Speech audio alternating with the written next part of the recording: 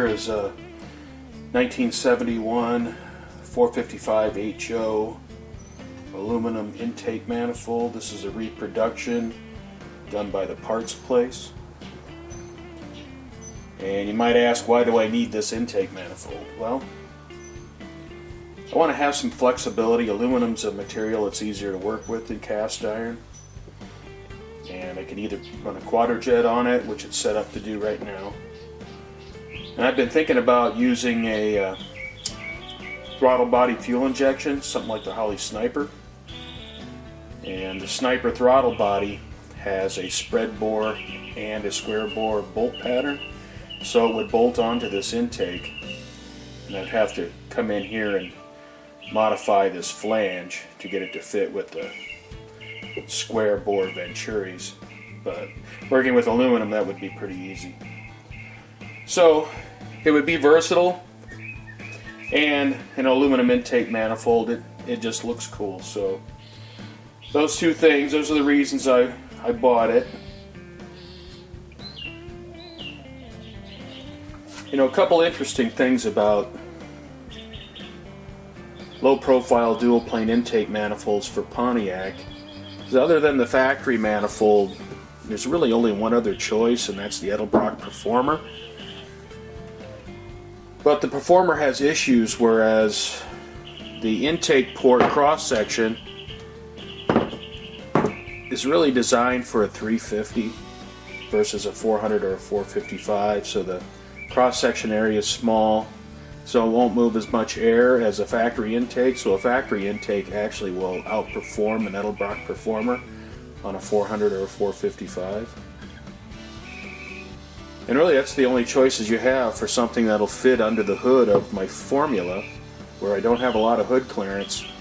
So you pretty much need a stock height intake manifold. You could probably go about a ½ inch higher, but after that you'll have issues with the air cleaner rubbing on the bottom of the hood. So, the Pontiac factory dual plane intake will outperform an Edelbrock Performer on a larger cubic inch engine. So that's why choosing one over a Performer, even though a Performer, you know, is set up for a square bore or a spread bore flange. But for performance use, the factory dual plane is actually a better performing intake.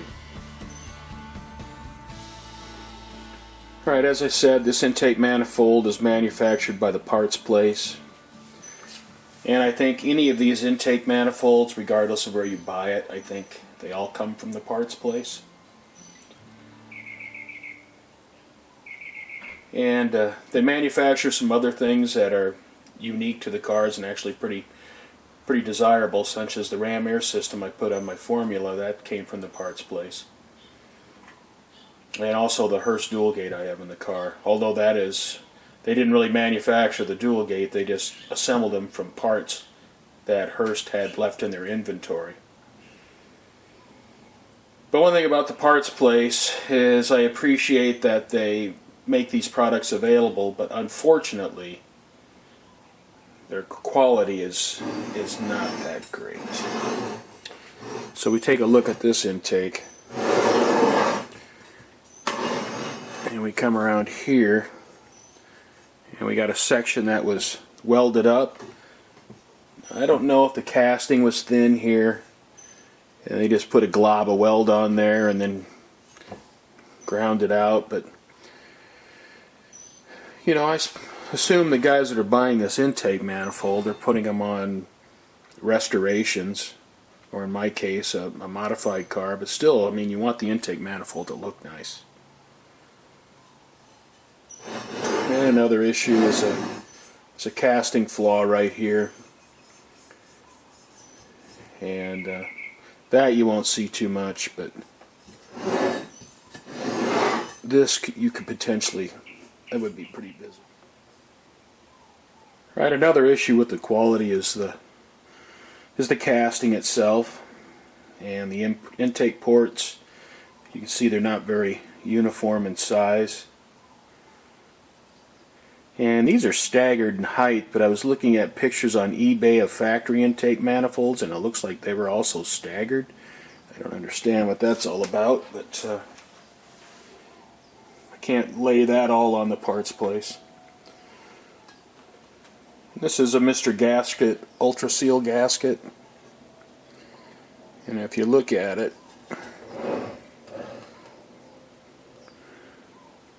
if we go ahead and gasket match it, we can kind of true those ports up a little bit, but there are some places like right here where the port is larger than the gasket, and also right here. And I don't want to get into those areas because potentially even gasket matching our intake ports are going to be larger than the head ports, which can cause some problems.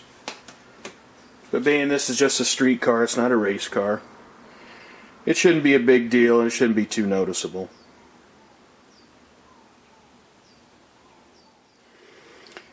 And this is port 1, port 3, port 5, port 7. Alright, this is the opposite side, port 8, port 6, port 4, port 2.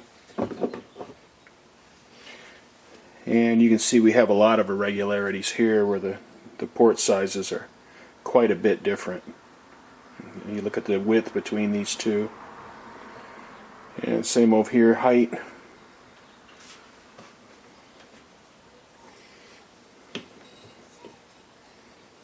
So we set our gasket in place. And kind of get a general idea where we're at. And again here, top of the port is higher than the gasket, so we're not going to touch that. But I'll probably grind the ports a little bit and shape them up so they're a little more uniform.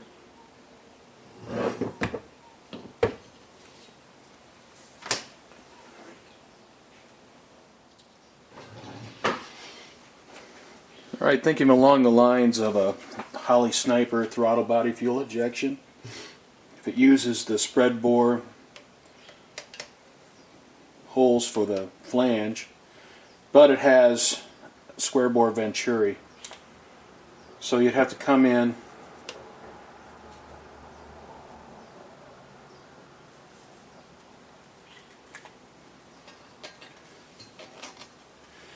and make some changes on the flange to allow the throttle blades to open. And I think it'd probably be okay back here, but you could bring the cut down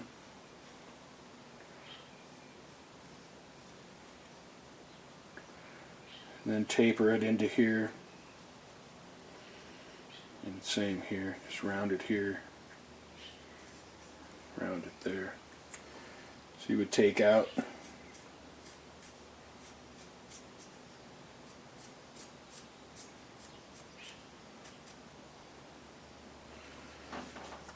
we cut that area out.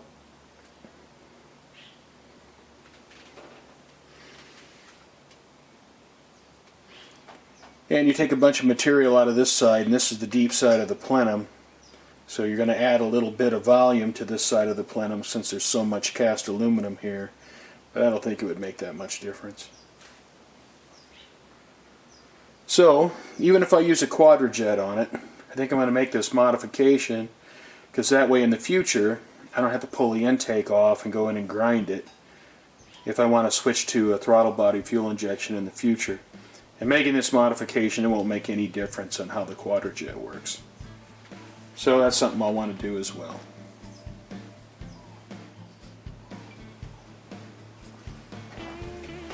Alright, parts place, 71 455 HO intake manifold. You know, when I first got this,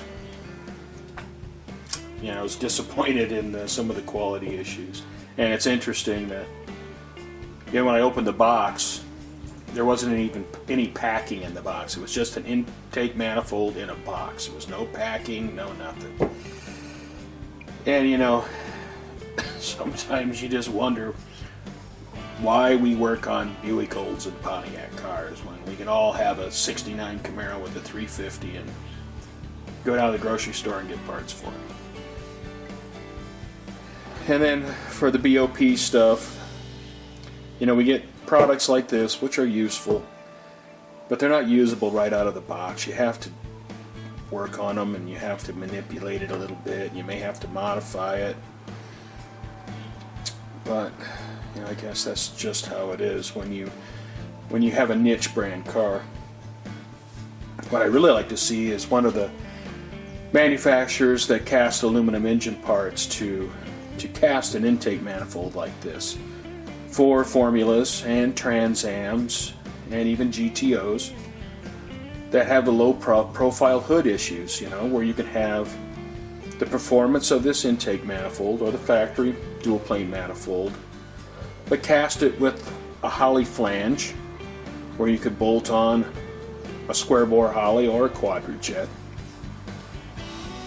and bridge this gap to block the heat riser. I mean, obviously this is a reproduction intake, and this is how it is because of the cast iron heat riser. But if it was going to be redone, and of course continue this flange here, and we don't need a heat riser, you can get a quadrijet with an electric choke, you can get a Holley with an electric choke or a manual choke, and if you go to throttle body, well, then you don't need a choke. So it'd be really nice to have somebody redo this intake and really do it well. Have the low profile for the Trans Ams and the formulas, and you know, make some improvements on the design where it'll produce good numbers for a 500 horsepower engine, and maybe make the flange area a little bit bigger so it can be ported to work with aftermarket heads. But yeah, it'd be nice to see somebody take this and make it better.